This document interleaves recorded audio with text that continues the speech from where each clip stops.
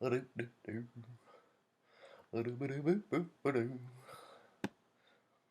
turn the whole world vegan, and it ain't gonna take that long. Gonna force you to eat your veggies. Gonna turn the world upside down. Vegan, go vegan, go!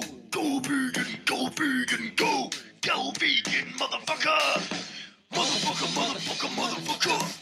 Motherfucker, motherfucker, motherfucker! Motherfucker, motherfucker, motherfucker! Go vegan, motherfucker! Motherfucker, motherfucker, motherfucker! Motherfucker, motherfucker, motherfucker! Motherfucker, motherfucker, motherfucker! Go vegan, motherfucker! Hi, were you able to hear the song I just played a second ago? Yeah, it was terrible. That was me. So thanks for the compliment. Alrighty. All right, how you doing? Good. Something I've been hearing a lot is that people say that animals want to live. I don't know if you share that perspective, I do. and if you do, what does that mean? Yeah, like so, when you hang out with a dog and they wag their tail and they play and they fetch a ball, they frolic, they enjoy their lives, and they want to continue that. And when we try to hurt them, they run away in fear and respond to pain and try to protect themselves. So that's what we do. So I think it's very fair to say that that's what's going on with them as well. Okay, that makes sense. Another thing that I've also heard a lot is when people are seeing the definition of veganism, sometimes they have a clause which is like, minimize suffering with some like practical, thing as well. Like obviously you can cause suffering, you can't really avoid it. Right. But there's this thing of like being practical with it. Yep. It seems a bit strange that that would be a part of the definition. Like if it's a moral thing, like what's practical? Sure. Yeah, good question. Well, it's kind of like the same with human rights, like don't cause massive unnecessary suffering to humans if it can be avoided, right? But if your survival is at stake and, somebody is, like you have the right to defend yourself, you have the right to stay alive. So it's basically the same thing. Like just don't cause needless harm, but you do have the right to live.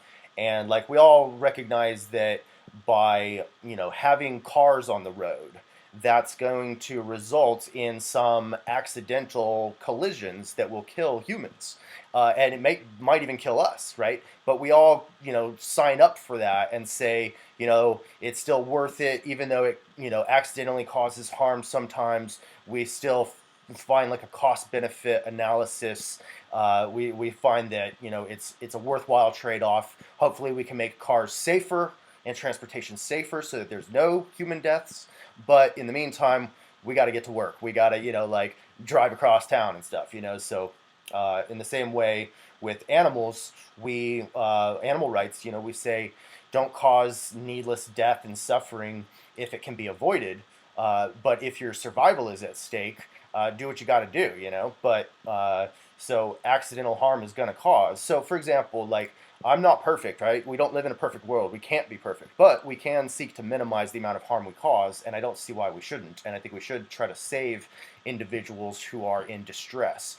But yeah, so like I will accidentally step on bugs just walking across the yard, and I find like I try to avoid it if I can, but they're tiny and they're everywhere, and so it's just gonna happen, and that sucks. Like I wish I could live in a world where where I cause zero suffering and death to humans and animals, but that's just not realistic, and I have to accept that.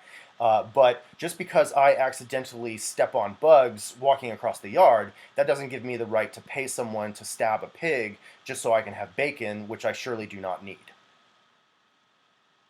Like I could have I vegan just bacon. kind of see I it could like, have vegan bacon or any other foods. well, when you like introduce the word practical, it can like I don't know, you can sort of abuse it, like slippery slope it, where like you define practicality in such a way where it's like, okay, I'm gonna get food from like the closest shop because that's practical. Maybe the closest shop is just like a butcher, right? And it's like, okay, it's practical. Like No, that's not I what we guess mean. I make it like a vague term. Right. Like, but it's. I feel like there's like a clause there because you kind of want to be morally excused for like being a bad person, right? Like, no one can be perfect. So you have this sort of philosophy where you can't live up to the standards of your philosophy. No, It's kind of impossible. no, that's no, because the whole principle of our philosophy includes that clause. So we're not saying that, nowhere in veganism does it say, don't ever kill any animal. That's not what it says. No, but that's my point. My If point is like the if like clause look, is there yeah, I know, but look, to do that. if a bear attacks you and you don't have any bear mace, like if you can't negotiate with the bear and you didn't bring any bear mace, like I would recommend that you bring bear mace, but if all you've got is a gun or a knife or whatever and you're being attacked, defend yourself. Like maybe shoot the bear in the leg and maybe that'll get them off you, and they'll still have their life and stuff because they don't know any better. They're just, defending their land or trying to eat or whatever. But if that doesn't work, shoot them in the head. Like, do what you got to do. Even if it was a human, again, if they're attacking you, you have the right to defend yourself. So there are cases, even when we're talking about human rights, like humans have the right to live. Like that's what we would generally say, right? Like killing humans should be illegal or murder should be illegal. It's like this general statement, right? But there would be cases where killing a human would be acceptable, morally even, if you're being attacked, stuff like that. Right. Do you kind of understand what I'm trying to say though? Yeah, but I just think that just because there's like a little bit of open to interpretation in that phraseology of the definition of veganism, meaning, where we say we want to reduce or eliminate animal cruelty as far as possible and practicable, we clarify what we mean by that. And I think that it's pretty, any rational person who really thinks about this can come to about the same conclusion, just like we do with human rights.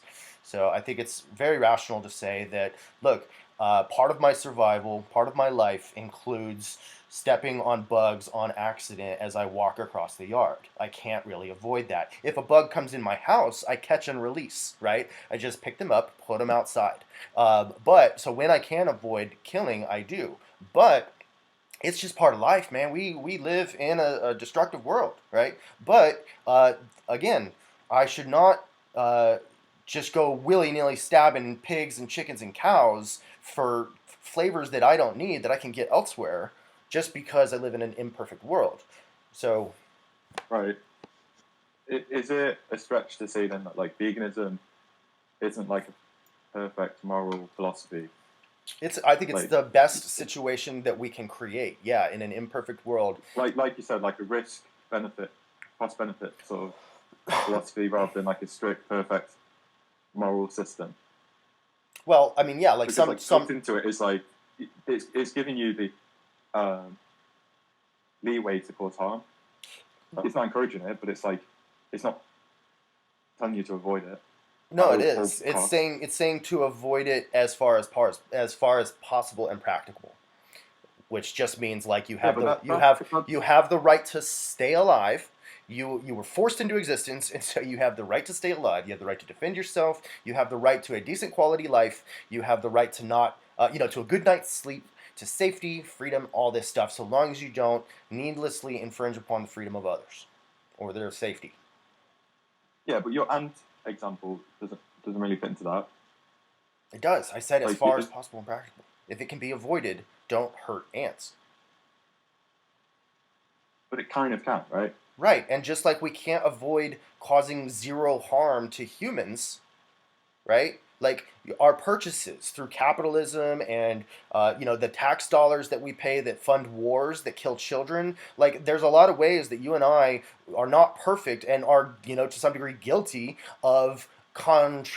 contributing to the oppression of humans. But we still are like human rights activists, I would hope, and would or at least stand up for human rights and support them, and would say that we should need to fix those systems so that humans are not oppressed or harmed or killed, right? But right now, Okay. it's like everything we buy pretty much has got some level of exploitation in it. And so we live in an imperfect world. We can certainly boycott certain products that are like extremely cruel, if it's easy to do so. But when we're talking about like phones and computers and stuff, those are more like necessary for our survival in modern society to like get to your job. And people want to say, well, you drive a car, so you're a hypocrite for being vegan because you cause some harm. And it's like, dude, that's not what we're talking about. We're just saying do the best you can, and the best you can for sure is like don't pay people to stab innocent animals for your meals 3 times a day. It's totally unnecessary. Right.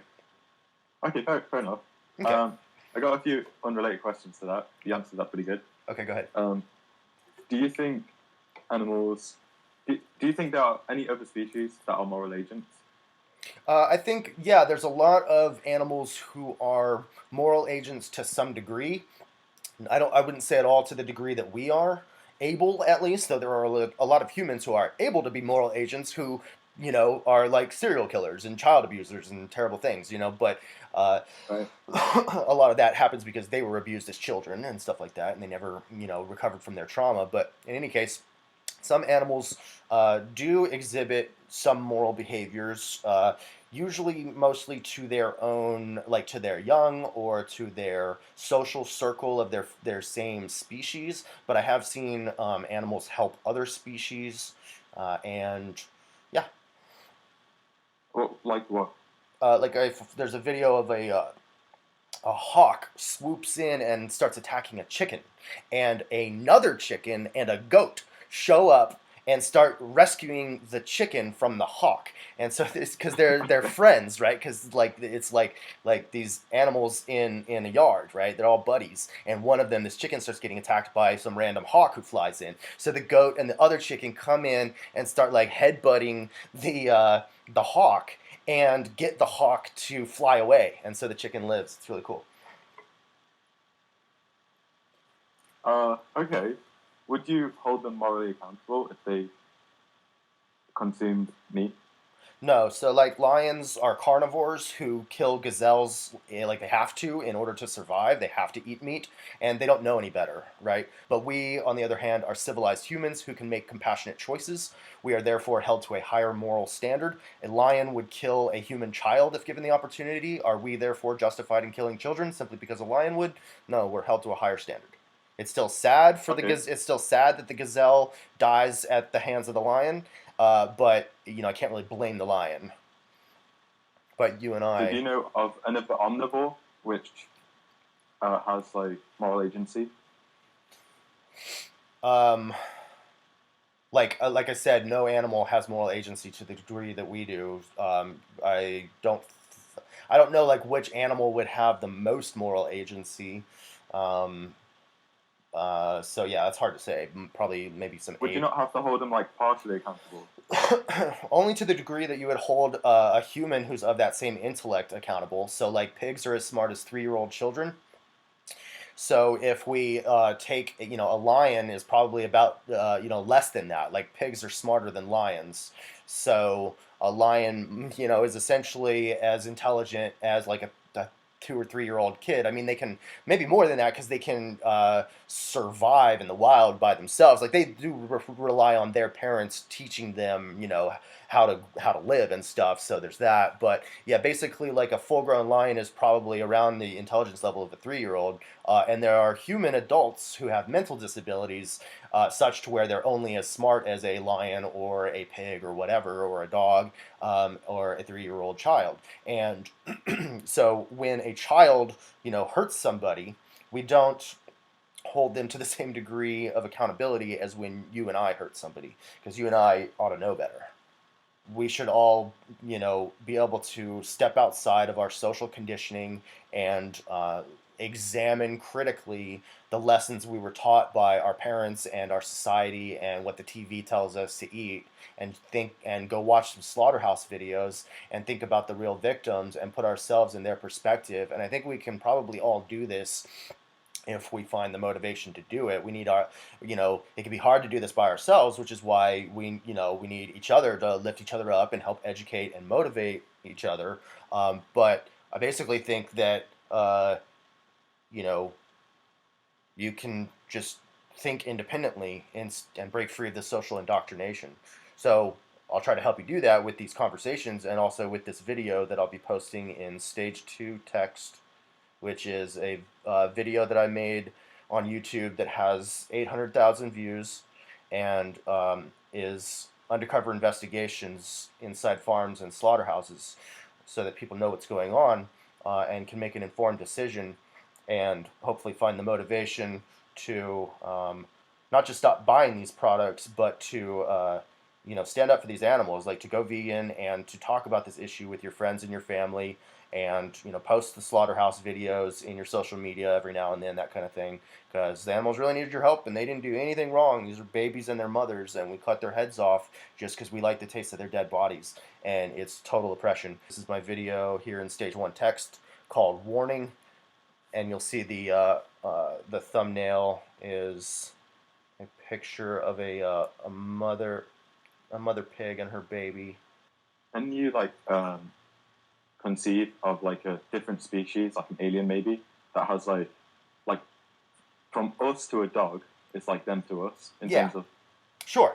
Yeah, so in an alien case, yeah, let's do a hypothetical. Imagine that aliens exist and they come to Earth and they're stronger and smarter than us, and they are now the dominant species, right? And so let's say that let's imagine, let's just throw a number on it, that let's say humans are, or human adults are 50 times smarter than a pig. Okay, now remember, a pig is as smart as a 3-year-old child. But let's just say humans are 50 times more intelligent than a pig. Now these aliens show up and they're 50 times more intelligent than humans and stronger than us, okay? So they start to treat us the way that we've been treating animals. They enslave us, they torture us, they kill our babies in front of us, and now they're coming for us with the knife, right?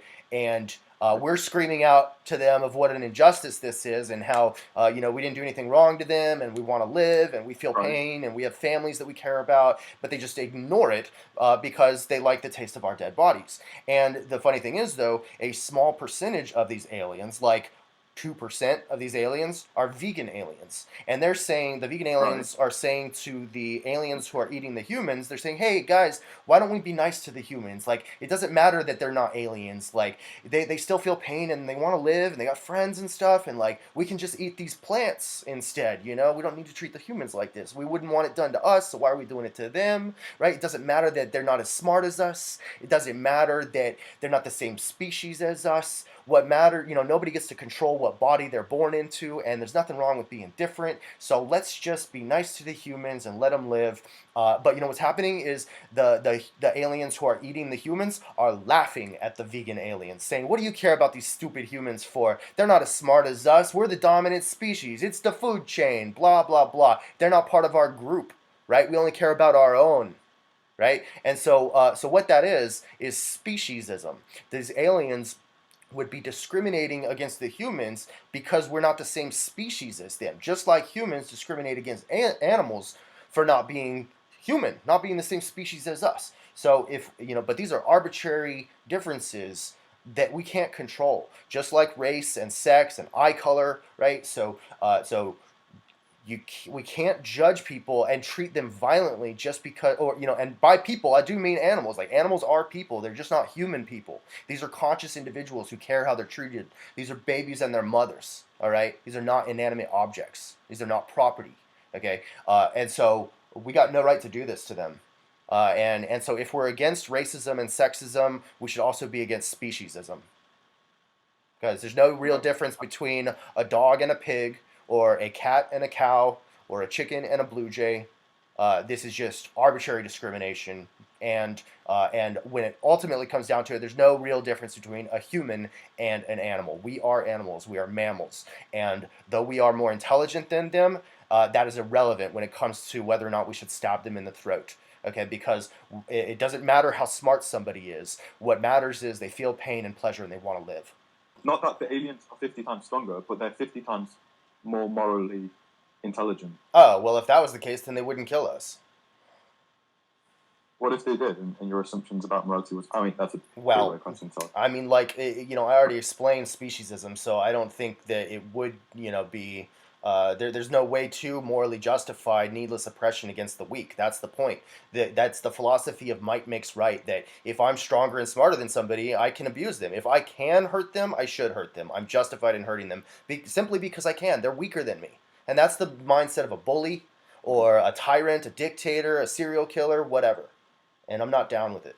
I just wanted to say one last thing though. When I was going on that rant about like sexism and racism and speciesism, the other thing to remember there is ableism, right? Ableism is discrimination based on someone's intelligence level or their physical abilities. So when we say that it's okay to harm animals because they're not as smart as humans, that is ableism.